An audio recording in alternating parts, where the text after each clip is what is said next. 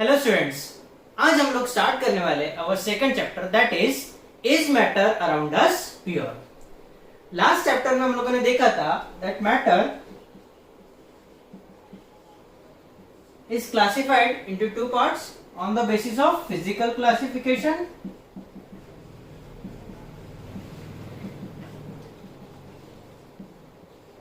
and second one was chemical classification.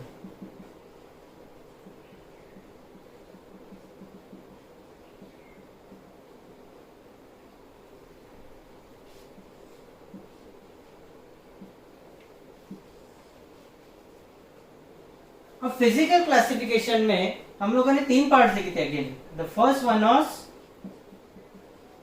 Solids, second one was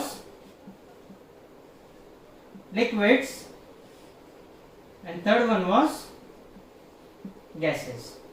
ठीक है, अब this chemical classification is again divided into two parts. The first one is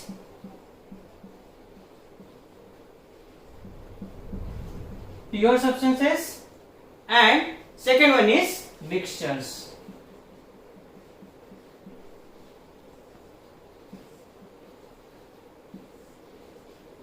Okay, these pure substances is again divided into two parts. The first one is elements and second one is compounds.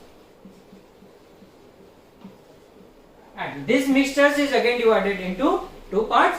The first one is homogeneous mixture and second one is heterogeneous mixture.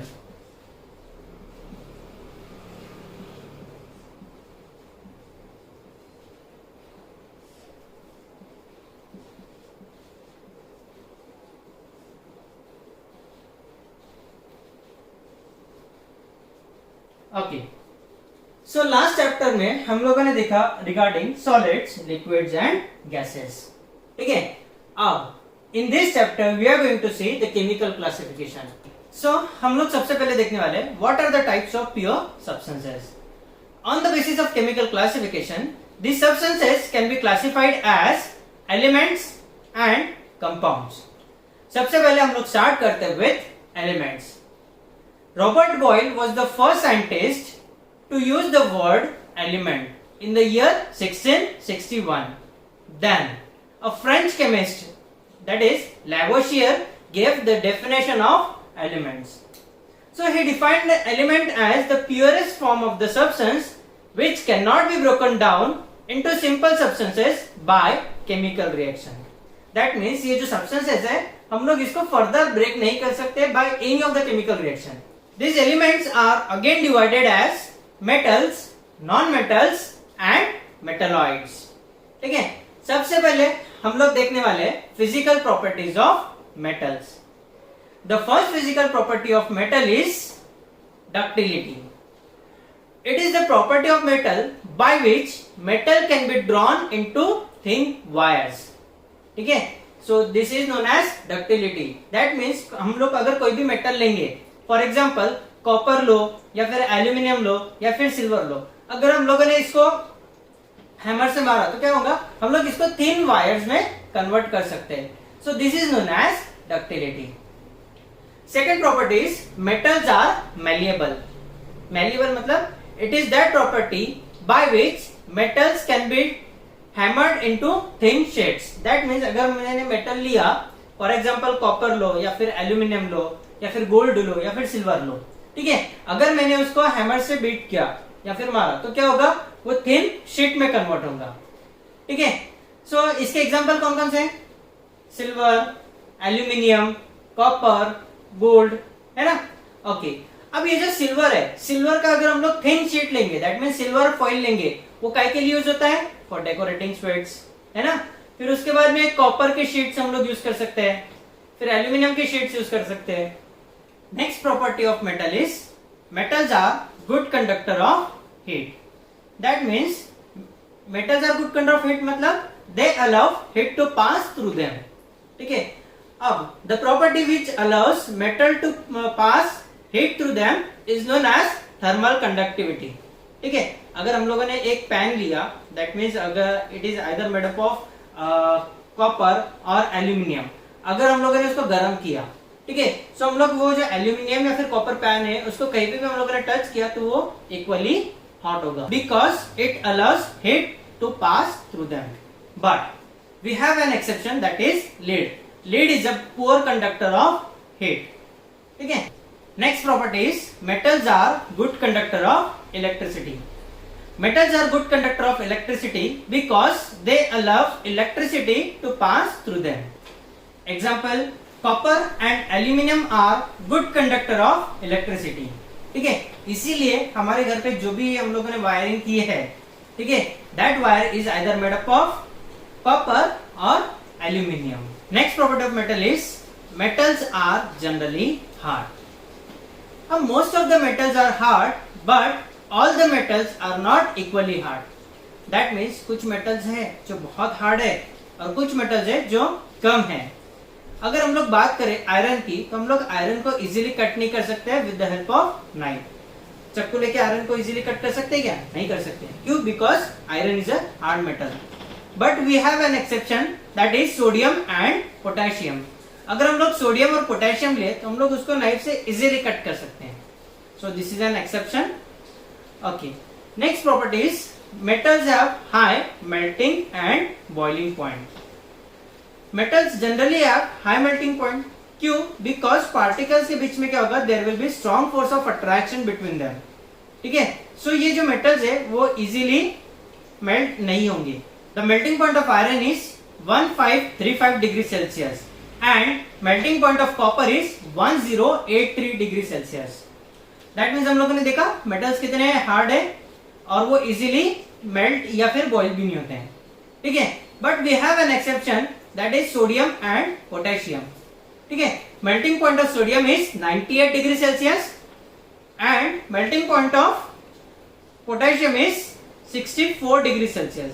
That means as compare to iron and copper, इनका melting point बहुत कम है. Next property of metal is metals are lustrous.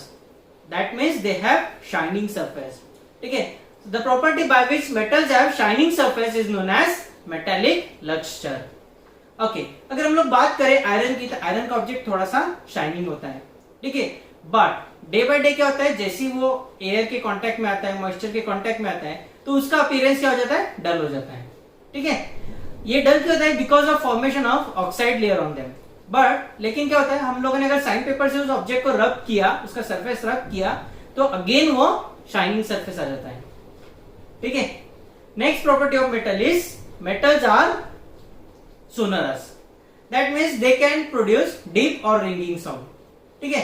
The property by which metal can produce deep और ringing sound is known as sonority.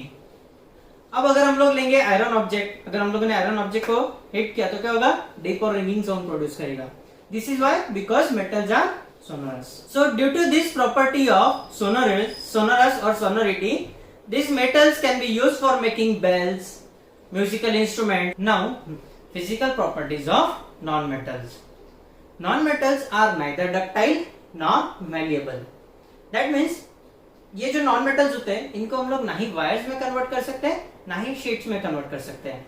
अगर हम लोगों ने non metals को हैमर से मारा तो उसके थिन वायर में भी कन्वर्ट नहीं होगा वो, या फिर थिन शीट्स में भी कन्वर्ट नहीं होगा. ठीक है. This non metals are brittle in nature. That means अगर हम लोग ये नॉन मेटल्स को अगर हथौड़े से मारा तो क्या होगा? It will break into the pieces. ठीक है. Non metals do not conduct heat and electricity. That means non-metal do not allow either heat or electricity to pass to them. क्यों? Because these non-metals do not have free electrons as like metals. ठीक है. But here we have an exception, that is only carbon in the form of graphite is a good conductor of electricity.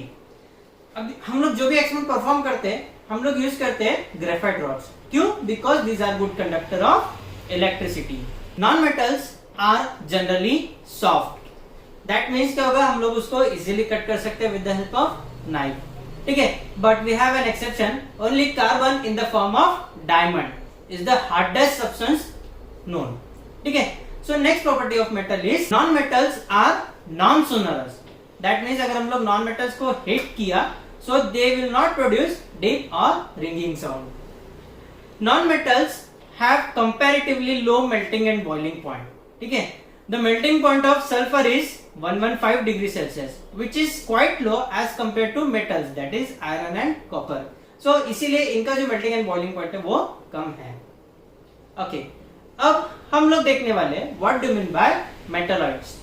Metalloids बोले तो these are the elements which shows the properties of both. किसके किसके? Metals and non-metals. इसीलिए हम लोग इसको बोलते हैं metalloids. Example: boron, silicon, germanium, arsenic, antimony, tellurium and polonium. These metalloids shows the properties of both metals and non-metals. These metalloids may look like metals, but they are brittle in nature. But brittleness is the property of non-metals. So this is all about metals, non-metals and metalloids.